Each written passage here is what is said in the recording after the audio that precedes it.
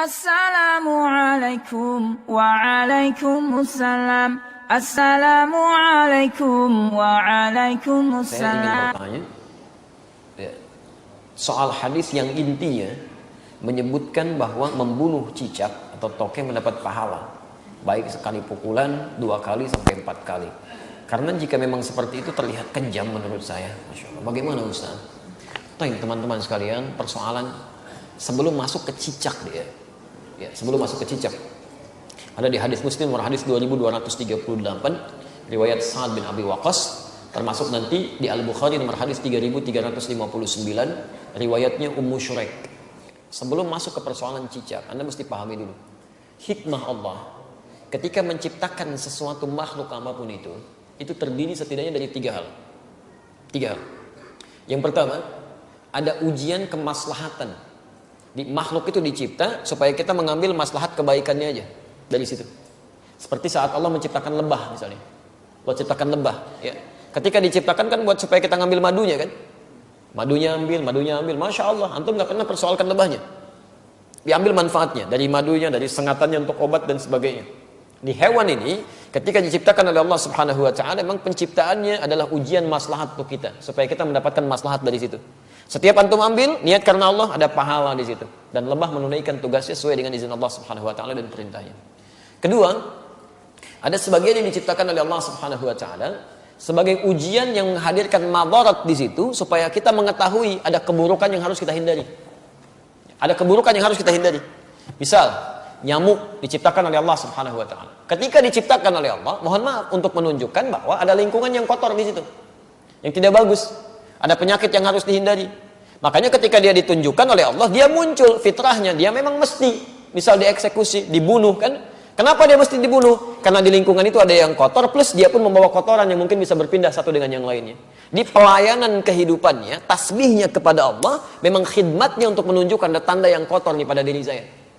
Ada sesuatu yang buruk di lingkungan Anda. Jadi nyamuk tuh ketika datang, dia membawa sesuatu yang baik untuk kehidupan kita. Cuman dilihat dengan persepsi yang kotor. Ini ada ujian madarat maksud kita. Ya. Ini ada yang kotor, yang gak bagus. Kita bunuh nyamuk di situ, menghilangkan kotoran yang ada di dalamnya. Tapi diciptakan oleh Allah untuk menandakan ada sesuatu yang harus kita hindari untuk kebaikan kita. Makanya ketika Allah menciptakan nyamuk ataupun lalat, ya Masya Allah turun ayat di situ. Quran surah kedua Al-Baqarah ayat 26. Posisi paling kanan, dari tengah sampai dengan ke bawah. Innallaha la yastahi ayyadriba mathalan ma ba'udatan fama fawqaha. Allah itu nggak pernah punya rasa malu. Kalaupun harus membuat perumpamaan dengan menciptakan nyamuk, karena di balik itu pasti ada kebaikan maslahat untuk kita. Jadi, kenapa antum nggak pernah tanyakan? Kenapa nggak tega membunuh nyamuk?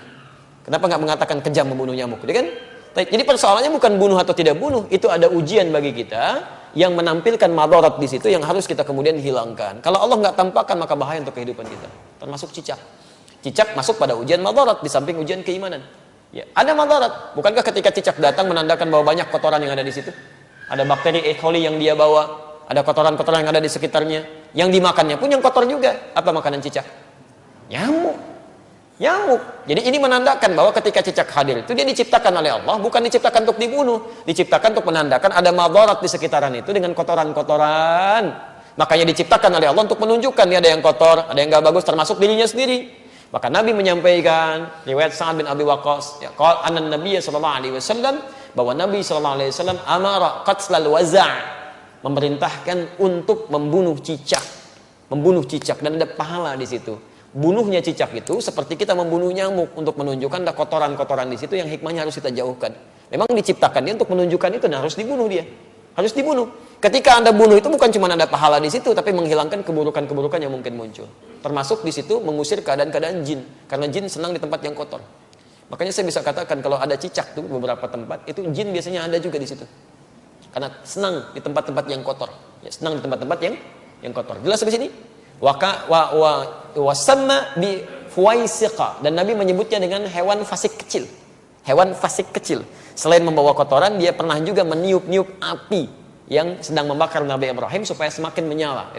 Ya, diharapkan jadi dingin dan teduh, ini malah ditiup-tiup oleh hewan ini. Makanya ketika Anda membunuhnya, bukan cuma menghilangkan kotoran, tapi plus ada pahala di situ. Pahalanya di situ dengan sekali pukul ada 100 kebaikan, kan? Berdasarkan hadis riwayat Al-Bukhari dari Ummu Syuraik, nomor hadis 3359. Dan terbunuhnya cicak itu menghadirkan bagusnya kebaikan-kebaikan dengan menghilangkan kotoran yang ada di dalamnya. Jelas di sini? Di antum pahami dulu ini hikmahnya. Kalau nggak paham hikmahnya, masya Allah nanti muncul macam-macam. Wah ini kan melanggar hak asasi kehewanan misalnya kan, masya Allah. Ada macam-macam lah. Nyamuk antum nggak bilang gitu. Nyamuk kan sama aja. Kenapa nggak bilang antum nyamuk kejam? Ya, membunuh nyamuk kejam, bunuh lalat kejam dan sebagainya. Kalau di nyamuk ada kotoran, cicak juga ada kotoran. Ya, jadi sama aja sebetulnya. Ini yang kedua gambaran keimanan kita untuk mengikuti petunjuk syariat. Ada yang ketiga, ujian yang sifatnya penunjukan karakter. Penunjukan karakter. Misal saat Allah menciptakan monyet, gitu kan? Nah, di Quran surah kedua ayat 65. Ya, lihat kalimatnya. Monyet diciptakan untuk menunjukkan karakter yang muncul pada masyarakat Yahudi. Ya, lihat. Wa qulna kunu qiradatan khasiin. Ya, kami katakan, jadilah kalian kera-kera yang dihinakan. Kera-kera yang dihinakan. Kenapa Yahudi dikutuk menjadi kera? Kami pernah punya kajian tafsir di Tripoli. Saya mintakan murid-murid kami pada saat itu untuk praktek langsung di kebun binatang. Dan kita pernah ujikan juga di sini dengan sebagian teman-teman di Kiai. Jadi kita praktek tafsir ke kebun binatang. Dibagi kelompok, keluarkan semua ayat-ayat di Quran yang terdapat kata binatang di situ. Ada monyet, ada misalnya unta, ada gajah, ada macam-macam. Terus kita bikin kelompok. Ini kelompok unta, kelompok gajah, kelompok monyet, macam-macam. Analisis. Apa keistimewaan dan keunikan hewan-hewan ini? Dan presentasikan. Saya langsung saja, begitu ada kelompok monyet presentasi, dia sampaikan. Ustaz, ketika kami lemparkan kera itu dengan satu makanan, dia tangkap dengan tangan kanannya begini. Kemudian kami lempar lagi, dia tangkap dengan kirinya begini. Lempar lagi, tangkap dengan kakinya dia begini. Lempar lagi kaki yang satunya lagi. Begitu ada kawanan lain masuk ke situ, dia akan usir, nggak boleh. Tapi kalau dia sudah nggak suka dengan makanan dia akan datang ke tempat yang lain, dia obrak-abrik tempat itu tuh. Mirip kejadian dengan yang sekarang itu. Ya, dia ambil ini, ambil itu, monopoli ini, monopoli itu, bikin orang lain bangkrut macam-macam dan sebagainya. Begitu sudah nggak suka masuk ke satu tempat, yang di situ suruh keluar semua. Sama kan, menunjukkan karakter. Ya, menunjukkan satu karakter. Makanya ketika antum keluarkan di Quran itu nggak mungkin, nggak ada yang kosong dari faidah. Pasti ada kebaikan-kebaikan yang mungkin bisa kita dapatkan.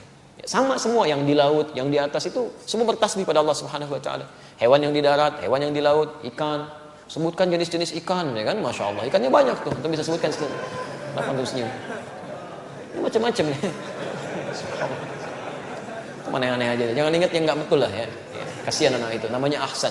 Orang Semarang itu punya masalah dia ya, punya masalah di lisannya. Jangan dicela, kasihan. Ya, punya masalah di lisannya, kita harus doakan pada Allah Subhanahu Wa Taala.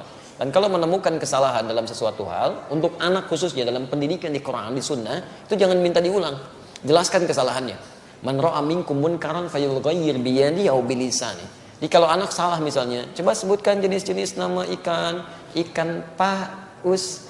Bukan ya, itu bukan paus. Kalau kamu sebutkan paus, itu tuh paus kan? Nah, ikan tuh harusnya paus. Paus, seketika sampaikan, bukan paus ya, paus. Maka dia mulai berkata, oh iya, paus. Langsung benarkan. Ya jangan minta diulang. Ulangi.